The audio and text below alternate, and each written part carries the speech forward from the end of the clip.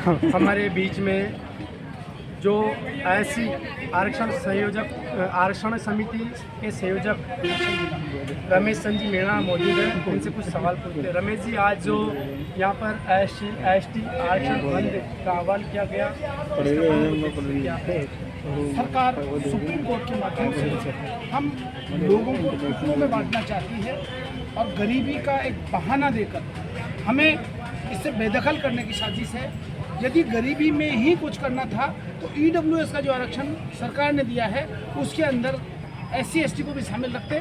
वहाँ SC/ST को शामिल नहीं करके इन्होंने अपनी दुर्भावना प्रकट करी है।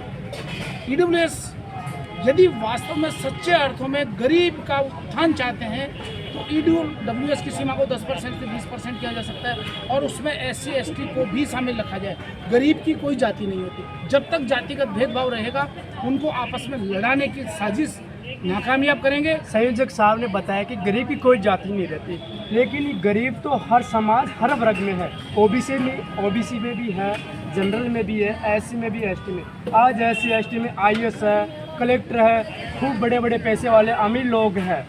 लेकिन जहीं OBC की बात करें तो OBC में भी अगर आरक्षण मिल जाए, ये भी कल आरक्षण के लिए लड़ाई करेंगे, तो फिर भारत का टूटना निश्चय है। इसके बारे में क्या कहना है? OBC का पहले से आरक्षण है और वो भी बड़े संघर्ष के बाद सरकार की बदनीयती थी।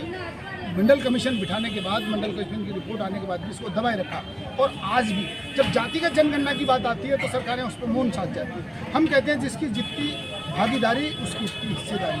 और गरीब अमीर जैसा आप लोग कहते हैं, IAS सरकार में जो सरकारी नुमाइंदे हैं, सरकारी कर्मचारियों का जो रेशो है 4% है। सिर्फ 4% लोग अनुसूचित जाति जनजाति को उत्थान पर नहीं ले जा सकते। राजकीय और निजीकरण के रास्ते करके, लेटरल एंट्री करके उन रास्तों को भी बंद किया जा रहा है और एक नया सिगुफा छोड़कर सरकार हमें तोड़ना चाहती है। मैंने कई बार देखा है राजस्थान की राजनीति में भूचाल ला देते हैं डॉक्टर किरोड़ी लाल मीणा।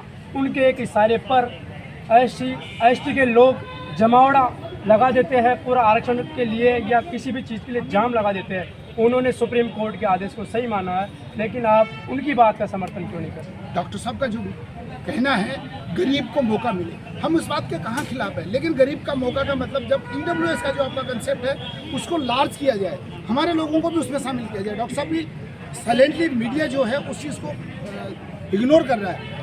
EWS जो से है, जाति गरीबी की कोई जाति नहीं मानी जाए, हर वर्ग जो गरीब है उसको उसमें शामिल किया जाए। गरीबों का आरक्षण EWS के तहत है, इसमें जातियों में विघटन करके नहीं है। संवैधानिक व्यवस्था में गरीबी अमीरी आरक्षण गरीबी उन्मूलन कार्यक्रम नहीं है। आरक्षण उसको मुख्य धारा में लाने के लिए हमारे यहाँ जैसा आप लोग देख रहे हैं, राष्ट्रपति को भी दलित कहा जाता है। देश का प्रथम व्यक्ति होने के बाद भी अगर वो दलित है, मुख्यमंत्री का बंगला खाली करने के बाद या किसी मंदिर पर SC के बंदे के चले जाने के बाद जब उसको गंगा जल से धुलाया जाता है, गोमूत्र से धुलाया जाता है, इससे बड़ा क्या हरासमेंट इस समाज के साथ होता है? डॉक्टर साहब ने कहा कि मेरा पड़ोसी आज भी पत्थर तोड़ता है और मैं आज बहुत बड़ी पोस्ट पे हूँ।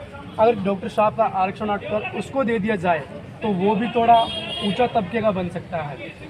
डॉक्टर साहब ने जो कहा कि मेरा पड़ोसी पत्थर तोड़ता है, इसका मतलब ये नहीं हो गया कि वो उसके खिलाफ है और निश्चित रूप से ऐसे लोगों को अवसर दिया जाना लाजमी है और जो EWS का कंसेप्ट है उसको बड़ा किया जाने की ज़रूरत है। जब तक आप EWS में सब जातियों को शामिल नहीं करोगे, SC/ST के लिए जो क्रीमी लेयर की वर्तमान सीमा है 2.5 लाख है, उनको आरक्षण की क्या जरूरत है? एक सेकंड, अभी जो SC/ST के लिए क्रीमी लेयर का जो अमाउंट का फिगर है वो 2.5 लाख है और EWS के लिए 8 लाख रुपए है। एक रुपया वहाँ नहीं है। SC/ST के बंदे को स्कॉलरशिप लेने के लिए 2.5 लाख रुपए से अधिक इनकम पर नहीं मिलती और वहाँ EWS के अंदर 8 लाख रुपए, वो भी खुद की आय नहीं जोड़ी जाती, परिवार की आय। तो ये सरकार का राजनीतिक पार्टियों का, चाहे वो पार्टी कांग्रेस हो, BJP हो, कोई भी हो, हमारा ये गैर राजनीतिक मंच है और राजनीतियों की हमें तोड़ने की, टुकड़े करने की, हमारे में बिखराव लाके हमारे रास्ते बंद करना चाहते हैं। आप जो बात कह रहे हैं IAS की बात, ये जो रिजर्वेशन है रोस्टर बेस होता है। जब इसके टुकड़े कर दिया जाओ तो रोस्टर पॉइंट में हम कोई भी नहीं आएगा और नहीं आने से हम लोग इससे बाहर हो जाएंगे। पहला प्रयास सरकार का। बहुत धन्यवाद। आज हमारे बीच में थे आरक्षण सेवा समिति के संयोजक डॉक्टर मीणा साहब, इनका बहुत बहुत धन्यवाद। इन्होंने आज भारत बंद रैली के बारे में हमें बताया।